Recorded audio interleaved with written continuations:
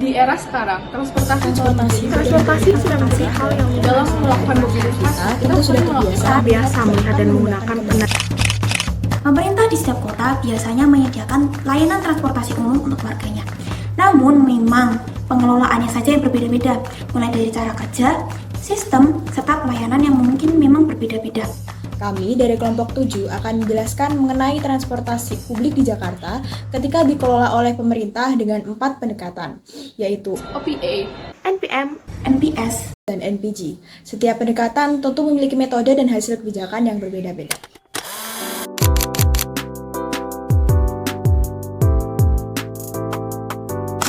selanjutnya itu ada paradigma OPA atau All Public Administration. Nah, di sini sebelum kita mengkaitkan bagaimana sih bentuk administrasi atau bentuk kebijakan yang akan diterapkan di dalam transportasi umum melalui penerapan paradigma All Public Administration ini sendiri, kita ketahui dulu apa sih OPA ini sendiri.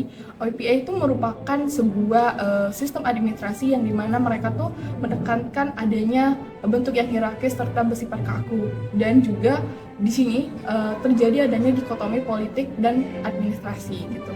Nah, selanjutnya juga di sini yang pertama saya akan menjelaskan apa aja sih yang memungkinkan kalau All Public Administration ini diterapkan di transportasi umum. Nah, yang pertama mungkin akan ada kebijakan yang menetapkan struktur yang hierarkis, di mana nanti dari segi prosedur sistem operasional itu harus mengalami persetujuan dari manajemen puncak.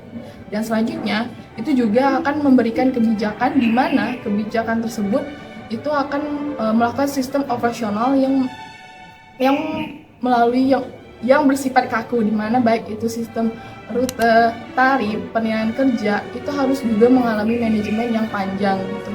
Nah, bentuk administrasi ketika public administration ini diterapkan, itu yang pertama akan menerapkan administrasi dengan birokrasi yang formal.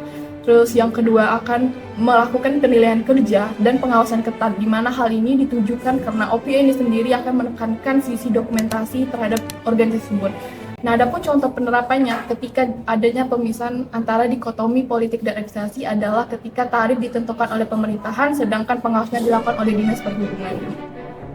Apabila Transjakarta dikelola dengan New Public Management atau NPM, maka akan menekankan efisiensi kewirausahaan, kepuasan pelanggan, dan juga dapat melibatkan sektor swasta. Efisiensi yang dimaksud yaitu dengan mengurangi birokrasi dengan tujuan untuk memangkas pengeluaran dan juga mempercepat pelayanan. Dalam pendekatan New Public Management ini juga terdapat sistem desentralisasi yang mana juga dapat diterapkan dalam mengelola Transjakarta. Sebagai contoh, pelimpahan kewenangan Trans Jogja dari Dinas Perhubungan kepada PT Jogja Tugu Trans, yang mana PT Jogja Tugu Trans ini akan mengelola administrasi dan keuangannya sendiri dalam pengawasan Dinas Perhubungan. Dengan menerapkan NPM, pengoperasian transportasi umum juga dapat melibatkan sektor swasta dengan sistem sponsorship, yang mana pihak swasta ini akan mengirimkan suatu proposal atau rancangan yang akan dikirimkan kepada PT Transjakarta dan akan berkompetisi dengan pihak swasta lain. Nah, dalam sistem ini itu akan terdapat masa kontrak, yang mana masa kontrak ini adalah selama setahun. Setelah masa kontrak berakhir, maka kompetisi ini akan dibuka kembali dan pihak swasta diperbolehkan untuk mengirimkan proposalnya kembali.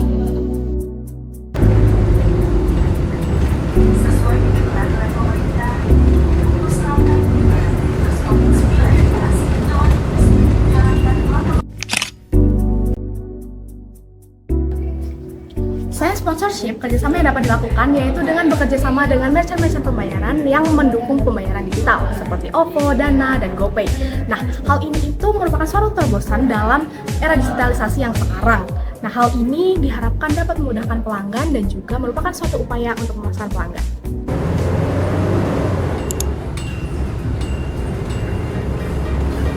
Seperti yang telah disebutkan bahwa NPM juga berfokus untuk memuaskan pelanggan. Untuk mencapai hal ini, PT Transjakarta harus menjaga performanya, baik performa armada maupun karyawan. Hal ini dapat dilakukan dengan cara perawatan rutin bus Transjakarta dan mengadakan rapat evaluasi bulanan untuk menilai kinerja operasional. Selain itu, penting untuk melihat feedback dari customer untuk memahami kebutuhan yang diinginkan.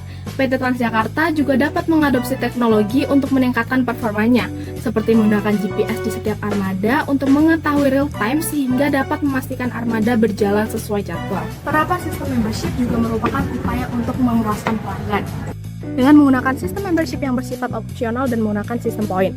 Ketika customer memenuhi jumlah poin tertentu, dapat ditukarkan dengan gratis tarif naik. Selain itu, pengguna membership mendapatkan privilege khusus membership, yaitu tidak perlu memprioritaskan pengguna lain yang termasuk kategori prioritas. Pengguna membership dalam satu transportasi harus dibatasi agar tetap ada space untuk pengguna reguler.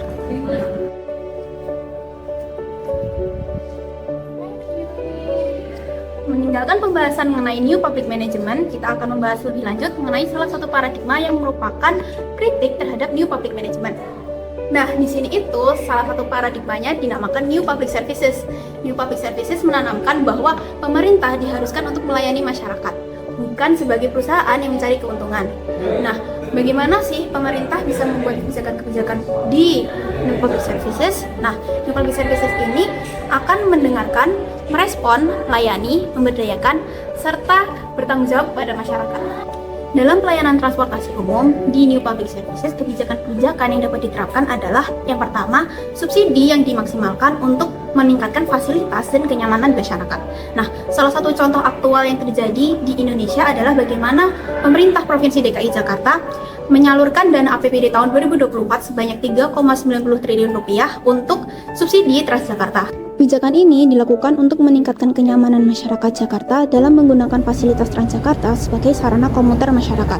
Kemudian yang kedua adalah layanan lebih inklusif terutama bagi para penyandang disabilitas. Perbaikan fasilitas dapat dilakukan dengan menyediakan huruf braille untuk memudahkan para penyandang disabilitas dalam mencari tempat duduk ataupun informasi mengenai stasiun dan jalur transportasi umum. Kemudian yang ketiga adalah menyediakan layanan kritik dan saran dari masyarakat. Hal ini dilakukan sebagai pembelajaran bagi pemerintah untuk meningkatkan pelayanan yang lebih baik lagi. Penerapan kebijakan ini dapat dilakukan dengan menyediakan layanan hotline jika ada masalah seperti kasus kekerasan seksual, fasilitas yang rusak, dan lain sebagainya. Kemudian yang terakhir adalah pemberdayaan karyawan. Pemberdayaan karyawan dilakukan agar karyawan lebih cepat tanggap dalam membantu masyarakat yang membutuhkan pertolongan, seperti memastikan kursi prioritas yang diperuntukkan bagi mereka yang membutuhkan, seperti lansia, ibu hamil, dan anak-anak.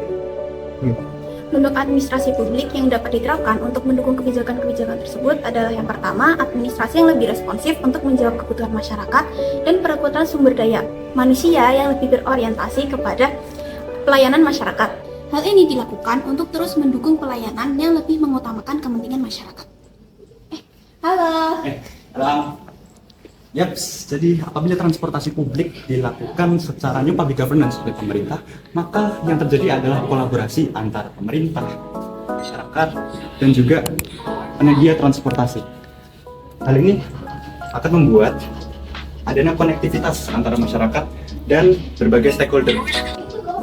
Administrasi publik akan menekankan pada kolaborasi, konektivitas, inklusivitas, akuntabilitas, dan partisipasi aktif masyarakat. Pemerintah, sektor swasta, dan masyarakat akan dilibatkan dalam diskusi untuk mendefinisikan dan memikirkan kebijakan transportasi publik.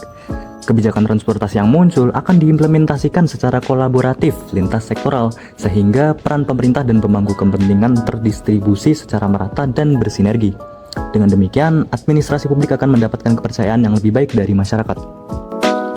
Kemudian, pelayanan transportasi publik akan dilaksanakan oleh pemerintah, sopir baja, sopir minibus, angkot, dan pihak swasta secara terintegrasi. Semuanya berada dalam satu sistem yang terintegrasi, termasuk rute, jalur, tarif, halte, dan aspek lainnya. Sementara itu, pihak swasta dapat berperan sebagai penyedia alat pembayaran digital. Semuanya saling terhubung dan melengkapi satu sama lain. Contoh dari kebijakan dari New Public Governance pada transportasi publik adalah Jaklingko dan Park and Ride di Fatmawati dan Lebak Bulus, Jakarta. Administrasi publik yang nantinya mungkin akan terjadi adalah secara hybrid, maka administrasi publik akan berjalan beradaptasi sesuai keadaan sektoral yang nantinya akan ada di lapangan. Jadi secara NPJ ini membuat administrasi publik pemerintah itu bisa menyesuaikan keadaan dan situasi di lingkungannya.